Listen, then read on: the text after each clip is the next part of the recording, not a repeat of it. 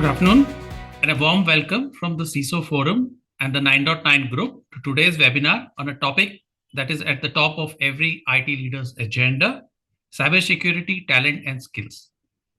In a world that is digitizing rapidly, the cybersecurity stakes are incredibly high. As IT leaders, we are interested with protecting not only our organization's sensitive data, but also the privacy and trust of our customers, partners, and stakeholders. However, with digital threats continuing to advance at an unprecedented pace, we need to have highly skilled and adaptable workforce that can stay ahead of cyber adversaries. Unfortunately, this is easier said than done. The demand for cybersecurity expertise has surged to levels that we have never seen before. The harsh reality today is that there simply aren't enough skilled cybersecurity professionals available to meet the rapidly growing demand. This shortage has created a profound challenge for all organizations as we strive to maintain the resilience of our digital infrastructure. Today's session will explore the multifaceted aspects of this challenge. We are delighted to have with us a distinguished leader in the field of cybersecurity, Mr. Mubin Shaikh. Mr. Shaikh is a partner with Ernst & Young in the technology consulting service line, specializing in cybersecurity. He has more than 20 years of professional experience in technology risk, business continuity risk, and third-party risk management. As a consultant, Mr. Shaikh has been advising clients in India and overseas on cybersecurity strategies, security architecture, risk management frameworks, and regulatory compliances. In his talk today, Mr. Shaikh will be looking at reasons for the skill gap in cybersecurity and how these can be addressed. Before we begin today's session, I would like to request the delegates attending this session to post their questions for Mr. Shaikh in the Q&A box. We'll take them up at the end of the session. Without further ado, let me invite Mr. Shaikh to share his views on managing the skill gap in cybersecurity. Welcome, Mr. Shaikh. Thank you. Good afternoon, everyone. Thank you, Gary, for this warm introduction. And thank you, everyone, for joining this webinar. As Giri said, it's a very apt topic, saying that how do we manage the cybersecurity skills? So let me present you my thoughts around this, and we'll have more interactive, more Q&A kind of session than anything else. So this topic, why I chose this topic is that because as a consultant, one good aspect of my career is that I get to speak with many leaders across the industry, across the junior to seniority, across the geography of India. And in last 18 to 24 months or post-COVID, I've seen that in every meeting which I'm doing, I'm having this kind of a question coming up saying that, and this is being asked to me also, saying that how are you managing your team skills? There are many reasons. Attrition may not be one of the reasons, but how are you managing your cybersecurity skills? We are not getting the right skilled candidate. And the question is not, as I said, this question is not related to geography, not related to seniority, and even it's not related to the cybersecurity team also. Every part of the job industry is asking that question. So I thought that let's dwell a bit on this topic and see, understand what are the reasons and what can we do and what can we learn also. So I have done some research and put the facts. While the research are there, the facts are from the internet, facts are from the other industry, but the thoughts are mine. And this is my opinion, and I'm completely up there saying that this can be debated. But let's go through this. And if you look at in life, there are very few scenarios where the things are black and white. There is no gray. Where there's no, and digital world is one of them. There either is one or either is zero. There's no gray. There is no yes, no. There is no maybe, not applicable. And I believe, and this is while we are talking about, we are investing the time. We all believe that there is a cyber skill gap in the cybersecurity exists. There is no debate around it. It is as truth as possible, as in the face of it as possible. But when we all know this, that the skill gap in the cybersecurity exists, do we know that how much is the skill gap? When I want to tackle this, I need to know that what is that skill gap, how much is the skill gap. So then I did some research And it was very interesting for me to understand through the research saying that when somebody talking about the skill gap, as I said, in the meetings, people are talking to me, but in the research also found out that the 58% professionals are talking about the cyber skill shortages. So the professionals who are working in the industry, they are talking about the shortages. The country is not able to fill the cybersecurity job because of the shortage of the skill. So the country and geography also is talking about it. The enterprises are left vulnerable because there's a cyber shortage skills gap. So the organizations also talking about it.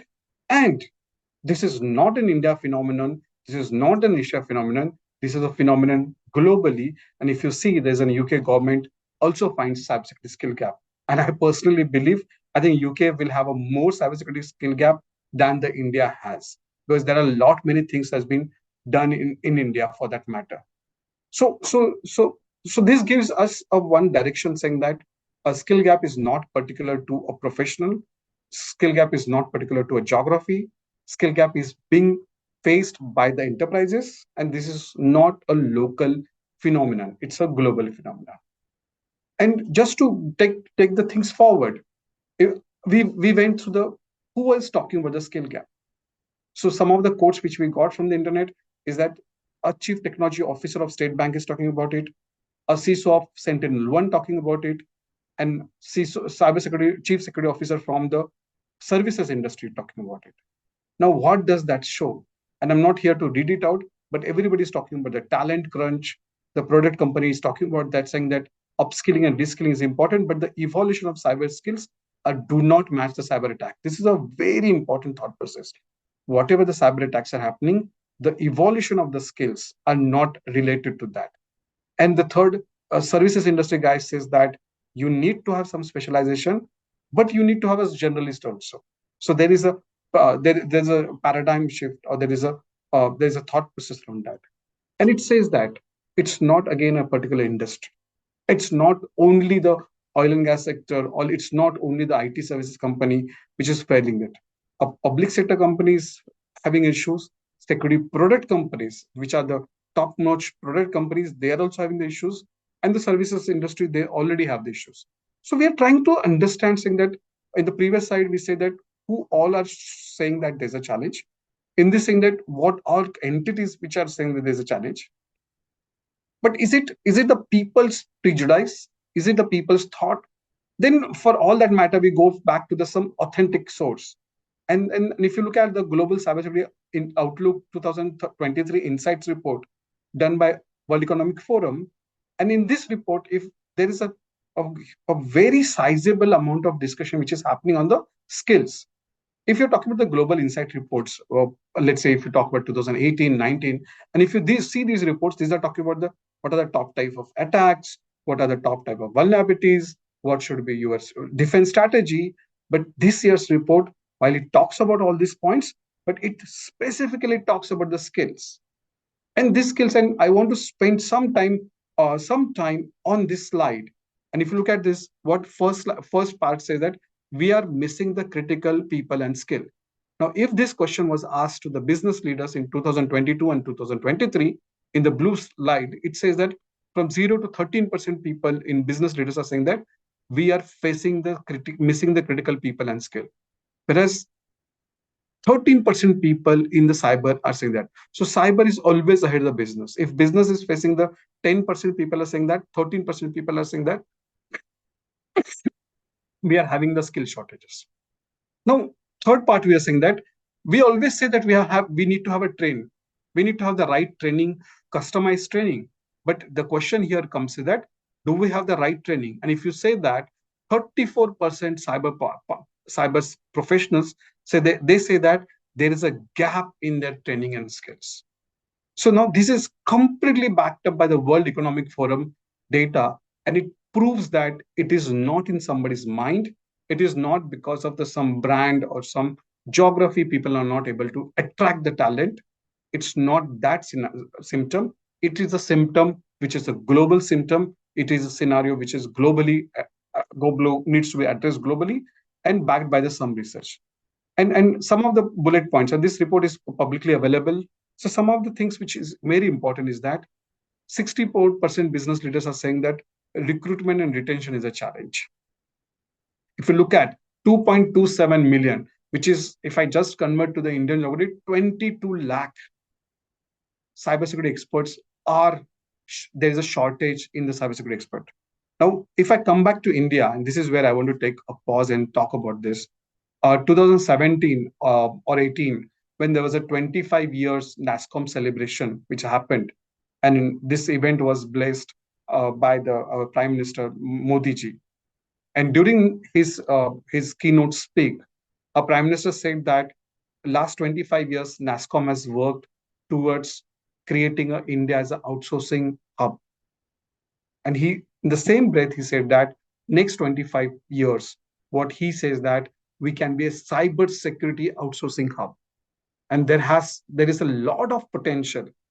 And we all know, I don't need to say that which services there is a potential, but there's a lot of potential in cyber services area for India to become a cybersecurity services outsourcing hub. And during that year itself, NASCOM has set up a task force whose job is to create 25 lakh eligible and trained cybersecurity workforce in India by, I believe it's by 2030. And they're working off it. And if you see last 7 or 8 years, there's been a lot of things are happening, and we'll talk about that.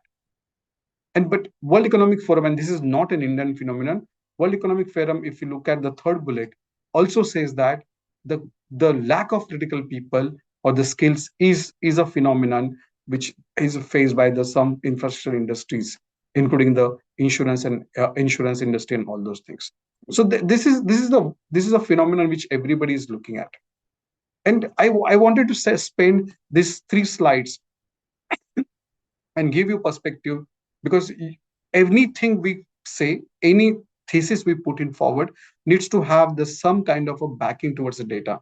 And these 3 slides definitely back to the data, saying that there exists a cybersecurity skill gap. Now we know the problem. The problem is there, but to address the problem, we need to know what is the root cause, because that's very important. Because if I don't know the root cause, how do I solve the problem? And if I want to take it, the first question which I will ask to myself is that why is there so much of a cybersecurity skill gap? We all are talking about, World Economic Forum is talking about, most of my clients is talking about, the question is there in your mind. But then why sudden? And there are a few things which we all know, but let's go through in more structured manner, saying that why there's a skill gap.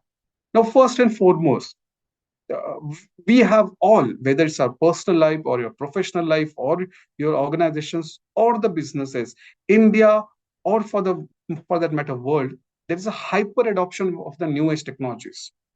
Uh, there is new businesses which have developed because of the digital technologies.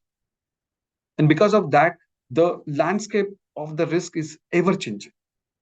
So this is causing, so there are sectors where the technology was not much, but then this is actually causing, because of the change in the digital technology, it is actually causing the more risk towards the, and increase the risk landscape. I'll give an example.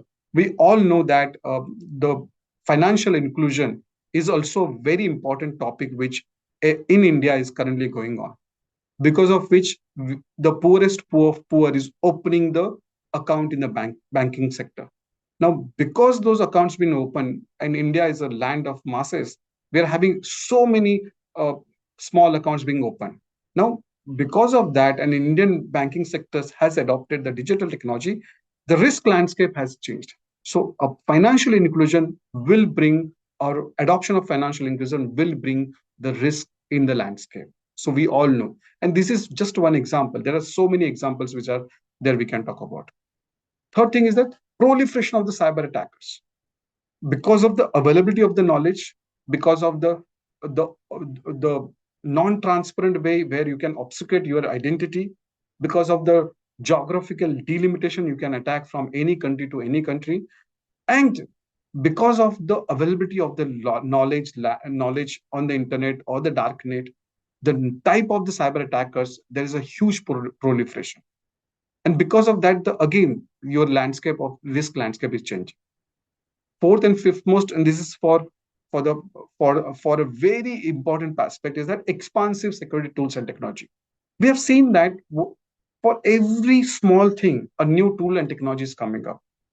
The Data Security Council of India has published the products of India, Indian originating products in the Indian landscape. They have done the 2021 report. I do recall that report. That just the cybersecurity products were 175. There's so many products, whether it's a we talked about the firewall, but now there's a perimeter firewall, there's a web application firewall, there are firewalls between the core devices. So there are a lot many tools and technologies which are coming up. And because of to manage those tools and technology, we don't have the right skills. That also is adding to the skill gap. And this also we know there's an increased complexity of the cyber attack. Now, the cyber attack is not just a data theft. Cyber attack is just not putting a ransomware and then taking the data out.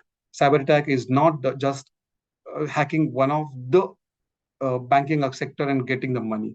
Cyber attacks, if you look at the few of the cyber attack happening in the financial sector, I'm sorry, I'm taking those examples.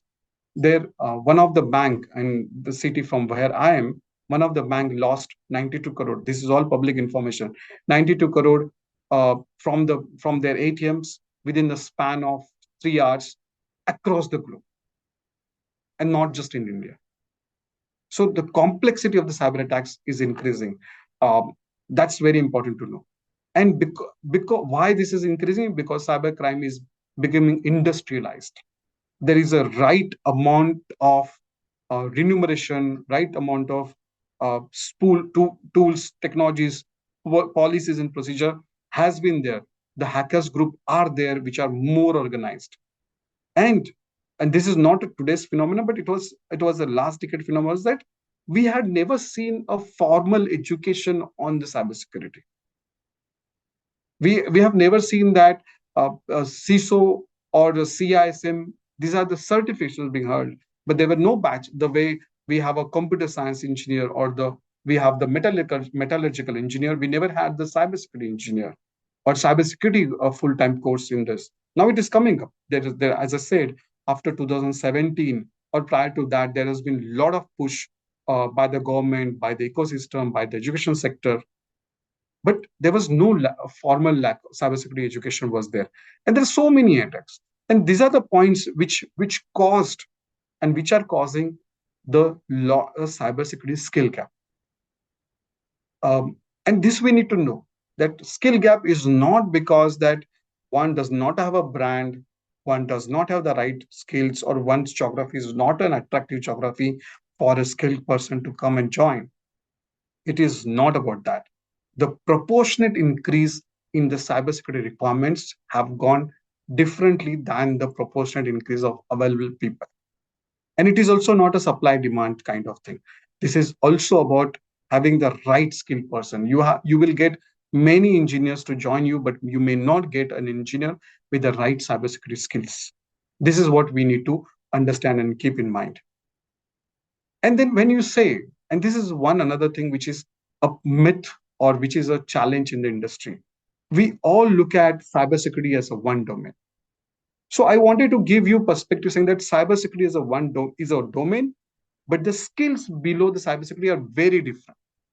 And this again, whatever that's shown on the slide are not the skills, only skills in cybersecurity, but some of the skills in the cybersecurity. And if you look at those skills in the cybersecurity, so when I'm saying that there's a skill in the cybersecurity gap, I may get a cloud computing security guy, but I may not get a security operations guy, or I may not get a DevSecOps guy. So please look at the cybersecurity as not as a one domain, but the skills required under the domain. Like identity and access management, you don't get the resources having the right example. You may get the person with the application security because it's available, but you don't get a person with the security analysis and security engineering. So what we say that when you're looking at the cybersecurity, and if you remember that you're looking at some specialized skill. It's not a one domain. And if you remember a couple of slides back, I've said that one of the services companies chief security officer says that I they need some specialized skill in one domain, but they also need a generalist. So, as famously said, in cybersecurity, you need a jack of all trades. He or she needs to know a cybersecurity as a domain, but parallelly, he or she needs to develop a master of one. It doesn't that none of master of none, it needs master of one. So when you are developing a strategy to manage the skill or manage the skill gap, please remember this, that don't color the cybersecurity domain as a one. Don't color the cybersecurity skills as one. These are the more than one skills. These are the specialized skills and which is required for the today's day. That's what we want to establish. So we have seen that there is a skill gap. The skill gap is agnostic to the geography and all the other factors. And we have seen that why there is a skill gap. Now, if that is the case, then how, as a leader, how, as the owner, should I manage the skill? And some of the answers you already know. But what I'm going to do is that putting in more structured format. There's no rocket science to it. There are few thoughts which we will exchange through the webinar today. So how do I manage the skill gap? And the first and foremost important thing is that build a skilled cyber workforce. As simple as that. So what they said that if you train the people early in their career, they intend to take the training seriously. They take the domain knowledge seriously, and that can be your career path for them. So knowledge. So when you are getting the freshers in your company, please ensure that you give the right cyber and information security training for them. That is very important. And when you're going to the colleges, as I said, after 2017 there has been huge, what I say, if I use the word, public private and partnership is coming up. So there has been huge. So if you look at, and I don't want to uh, promote any university, but if you talk about the Symbiosis, if you talk about Shiv Nadar University, if you talk about Vellore, and this again, different parts of India, they have specialization or the courses which are coming out of the cybersecurity, which is a very good aspect of it. Then there are few institutes which are the MBA institute. They run the one semester only on the cybersecurity as a specialization. So tap the market from there. But while you're tapping the talent from there, but if you're tapping the talent from few engineering colleges, some of the colleges where the computer science is the game, ensure that you identify the talent in early stage of their professional career and give the right cybersecurity and information security training for them. That's important. And second thing, and this is one in cybersecurity, and that's where the cyber range and all these kind of products or the services have come into picture. You cannot teach the cybersecurity sitting into the meeting room. You may be able to give some theoretical lessons. You may be able to tell an individual what does it mean by confidentiality, what does it mean by integrity, what does it mean by availability, but you cannot teach everything theoretically. You need to have a practical scenarios. And as a professional, as a practitioner, when I do the exercises or when I present something in front of board, I give them the practical view. If I'm there performing the security testing on behalf of the firm, instead of giving a long 20-30 page report, we give them the list of the passwords we hacked, and that's where our exercise gets over. So give them the practical exercise and practical scenarios. This is very important. And one more thing in the building a cyber workforce is that mentor and develop the industry expert. See, gone are days where we used to say that cybersecurity is an horizontal or cybersecurity is a agnostic to the industry. There are times now the cybersecurity is very specifically tied to a particular sector. The cybersecurity expertise required in the financial services, or if I break that financial services also, the cybersecurity expertise required in the banking sector versus in insurance sector, or the financial services or cybersecurity expertise required in the industry 4.0 in the automobile sector. It's completely different. You need to have a very different perspective, or a cybersecurity expertise required in the oil and gas sector are completely different. So please ensure that You just not develop the cybersecurity skills, but you develop the industry expertise between them. And that's also can be one of the very important attentions retention strategy for your organization. So your strategy should be that I will build, or we will build, a skilled cyber workforce for an organization. And how will we do that? We'll do through the knowledge, we'll do through the experience, and we'll do through some kind of a creativity. That's very important. And as I said, we need to see that how do you give the growth path, how do you give the career path. And me and Giri were talking, and certification also becomes very important. That how do you certify, how do you give the certification to the people? Is a certification that, the question comes, is a certification the right instrument to check the one's ability, or deep knowledge in that particular area? While these are all debatable topics, but definitely a certified individual is different than the non-certified individuals. Definitely, and person being certified in an organization on behalf of the organization adds to his or her value.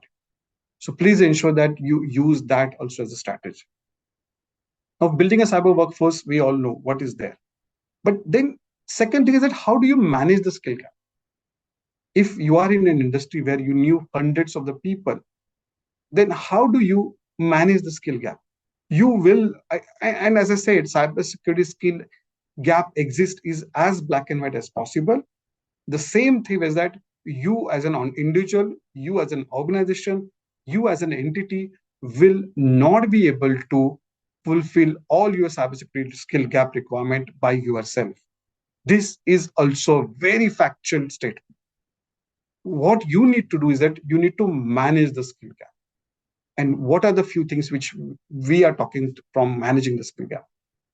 First, that you need to work in the partner or ecosystems. If you are in the automobile industry, and you if automobile is what you are doing well, to get a cybersecurity industry 4.0 cybersecurity expert may not be a very important thing. You may not require him end to end for the time being. So you go to the company who has those kind of skills. So please ensure that your vendor partner ecosystem is there. In India, there is a lot of startups are there which have the right particular skills. And if I talk about the financial services sector, there's a lot of small, large, medium, one person fintech companies are there.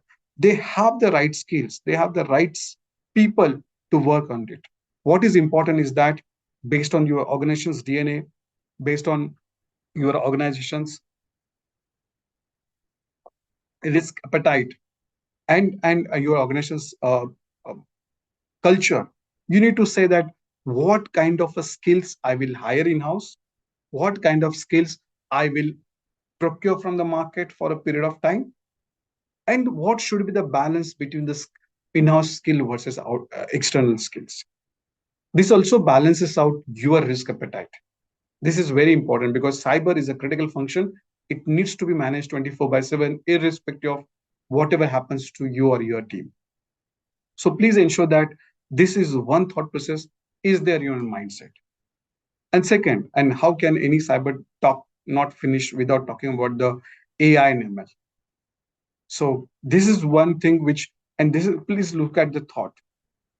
Some of the cybersecurity jobs, and as simple example as possible is the level 1 engineer or L1 engineer and security operations center.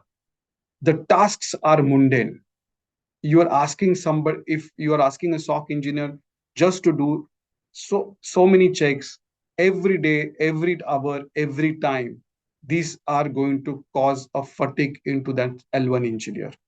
You are going to go to a cyber GRC professional and ask him or her to update the policy and procedure every time. It's going to create a fatigue. So what we are talking about is automate the mundane task. As mundane task you can automate, you will have more and more bandwidth being freed up, which will help you to do value activity for the cybersecurity professionals, which will help you to ensure that you give the right perspective, right skills, and right path to a cybersecurity. And while I talked about the AI ML, machine learning will play an important role because in cybersecurity, what's if there is a data breach or we be preparing for the data breach or cyber attack, what's important is that an error free, swift response. If somebody asks saying that, what are you looking at? So that's where the machine learning comes in. How do I provide an error free, swift response if I have so much data to analyze? So you put the learning algorithm on your logs, you put the machine learning algorithm in your behavioral science, you put the machine learning algorithm on your logging patterns. These are some examples I'm giving you. But I'm saying that utilize these machine learning algorithms as much as possible to bring out the themes, to bring out the strategy, and then also then that can get aid into give how do you automate the SOAR technology. We all know how does it work. So please ensure that you bring the machine learning, you bring the automation, and this is not only bring the efficiency. In the end, it is actually managing the skill gap. If you're able to automate an L1 to 80 to 90%, your reliance on the L1 engineer will go down. That's one. And then second is that your requirement of number of L1 engineer will go down. And SOC is just an example. And automation can help you in any sense of things, whether it's a security monitoring, whether security analysis, or even the dashboarding. If I want to present a dashboard on the cybersecurity, every quarter, every board meeting, we are searching for the data, we are analyzing the data, we are putting the data. If I know the log sources, if I know the KPIs and KRI, and if I automate that, the whole pain of developing the board presentations goes away. So put on the reliance on the machine learning. And the third and what's most important thing is that value of the cybersecurity related work experience. And this is what I was talking about. It's not only about giving the an individual or cybersecurity personnel a career path in your organization. It is not about giving a person only a flexible working, or it's not only about the remote working, but you please instill the pride in your cybersecurity professionals, what value they bring to the work experience. An L1 engineer, again, I'm going back to the SOC. L1 engineer is the most important person in an organization when you're talking about the cyber defense.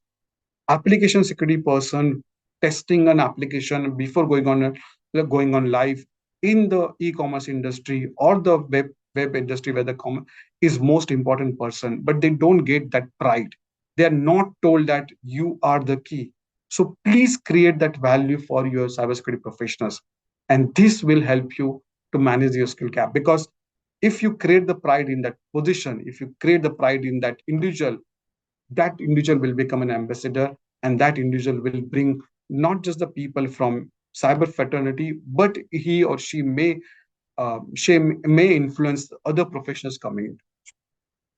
And you go to any senior or experienced information technology person, that those people are looking back to come to the cybersecurity because they find that information technology has become a more mundane, more day-to-day activities, and while cybersecurity is today is what they call as a very attractive workforce to be in. And I have seen personally that after the 10 to 15 years of experience in IT industry, people knowing the servers, networks, networking protocols, everything, wants to utilize their knowledge into the what we call as cybersecurity domain. So I believe these are the few things which you can do for manage the skills. But as they say, this is again based on your organization DNA and culture. But then also one thought came to me saying that, is the skill gap only cyber domain problem? If not, then how are others managing it? Are we seeing the skill gap only a cybersecurity problem? Is it not in the data analytics? Is it not into the automation sector? Is it not into the any other sector? And then we did some research, and we thought that, where do we go? Who can be our role model? Because we believe the armed forces across the globe also have faced the skill gap. They also see, we always compare cybersecurity to the digital warriors, right? So why not we take some inspiration, some principles from the armed forces, for saying that how are they overcoming the skill gap, and can we take some principles out of that to bring to breach the cybersecurity skill gap? Now, Armed forces is a completely different ballgame, but we can take some principles.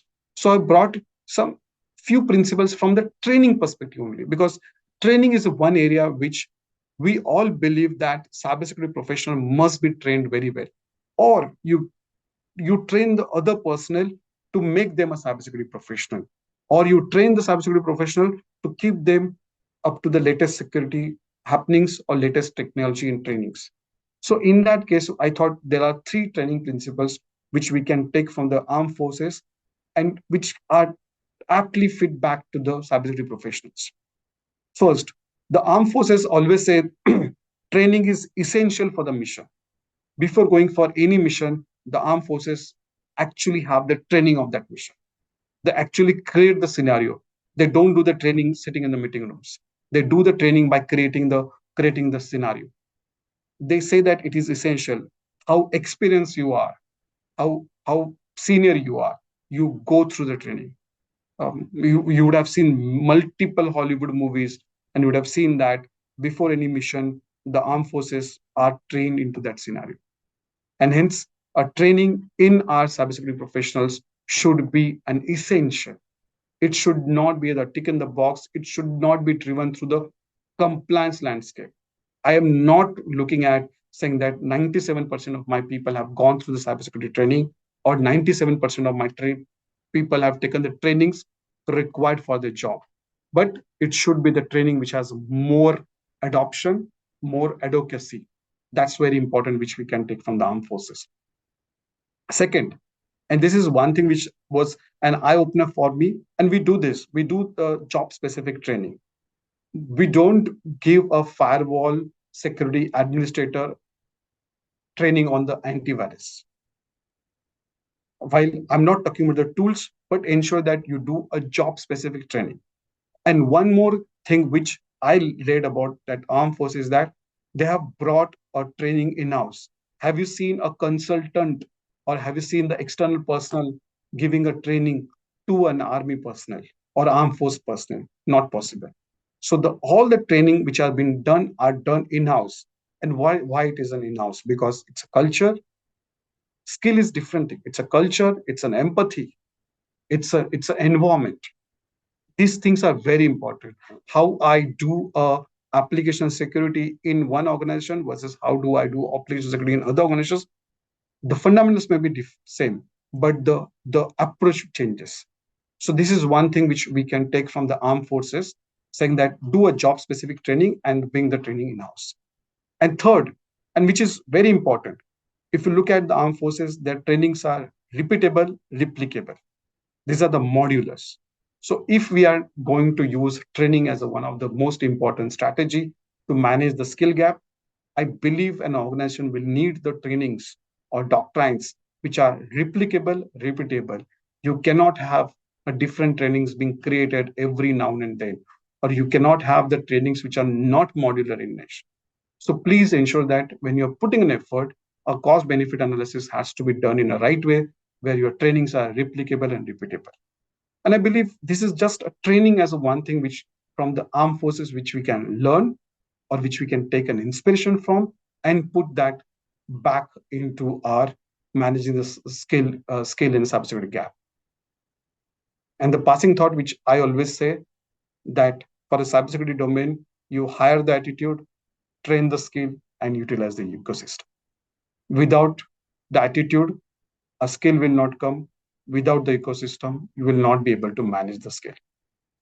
With this, I'll stop here, and I'll be happy to have any questions. And yeah, Thank you, Mr. Sheikh. That was really a very interesting, set of perspectives and observations. And I think your insights and your experiences and your suggestions for managing the skill and talent gap has really given a lot of food for thought. So maybe I can start with a question, and perhaps starting from your second last slide about learning from the armed forces. One of the things in the armed forces is standardization. correct. But how do we reconcile that with your earlier slide, which said, the scenarios are changing so fast, so the tools and technologies are changing. So how do we then do standardization? Because we are Correct. grappling with so much variety. Yes.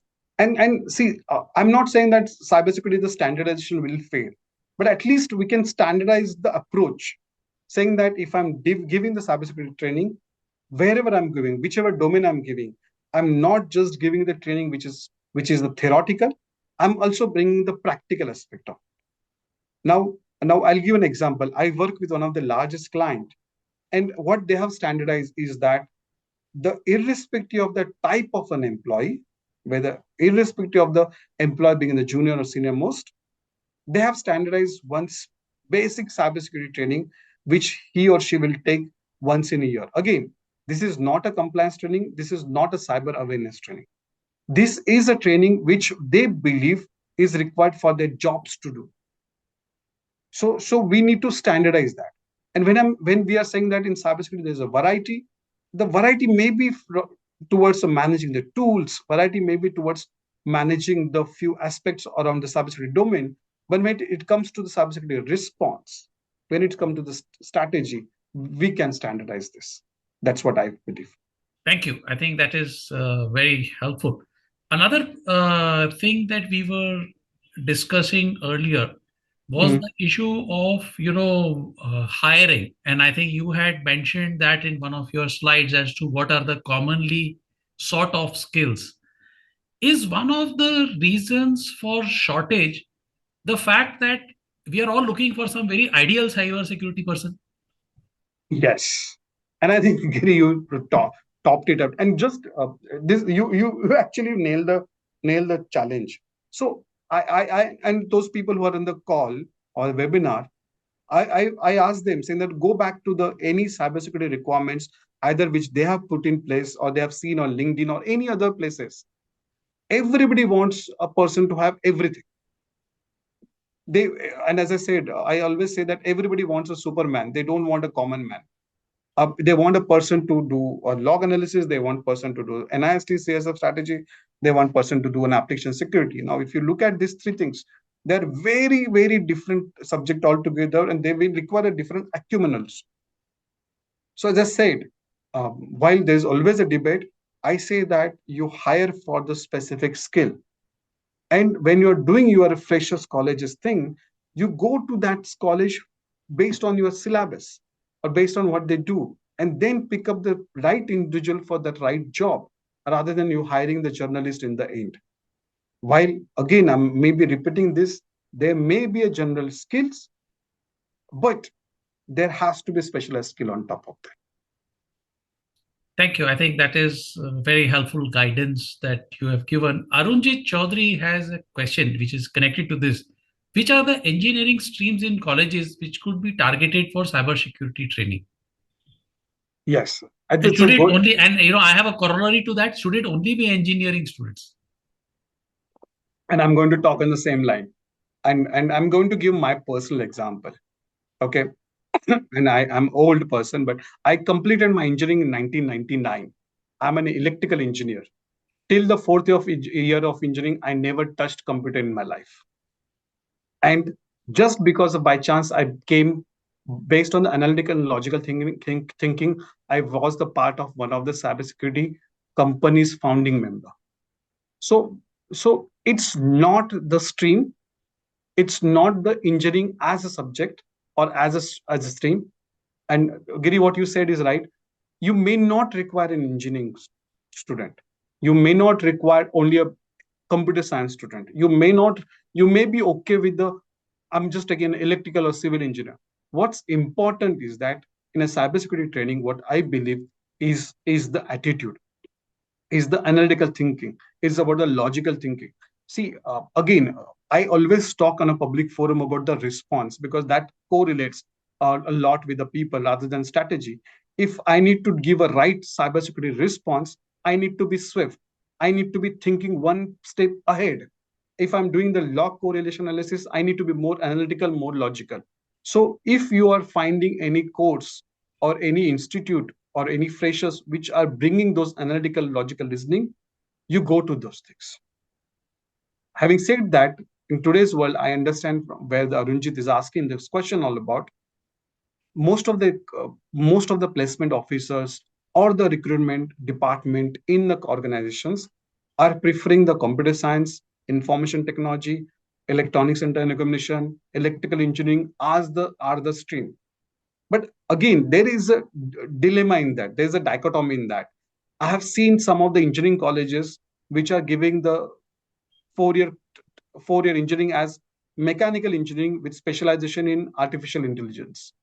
I'm not sure how does that correlate in the electrical engineering part. So so you can obviously go to the those four where engineering where the electric current plays an important role, if I can say that.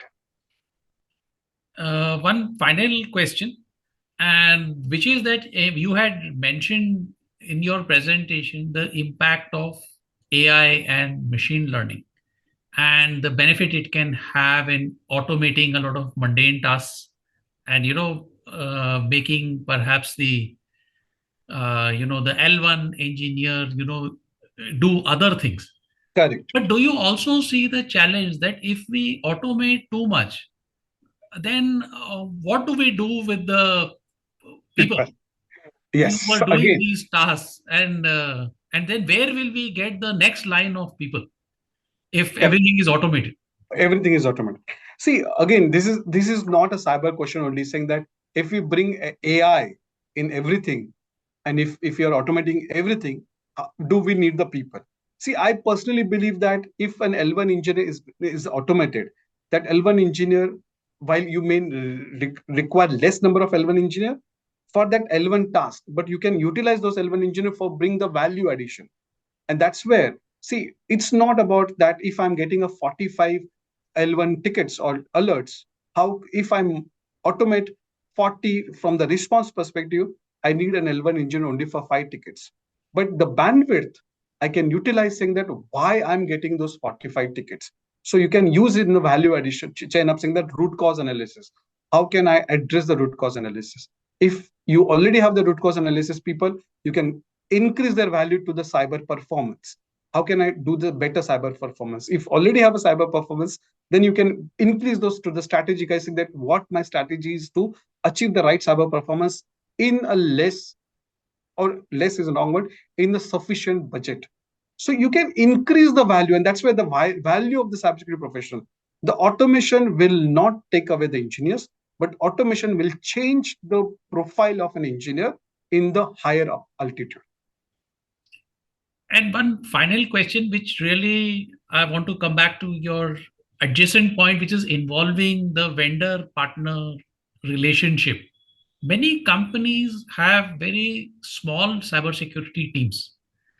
And given the number of cyber attacks that are happening and the load which is coming, Mhm. so how do you think they should manage this? Is the answer, going to a managed security service, or I mean, how should they manage?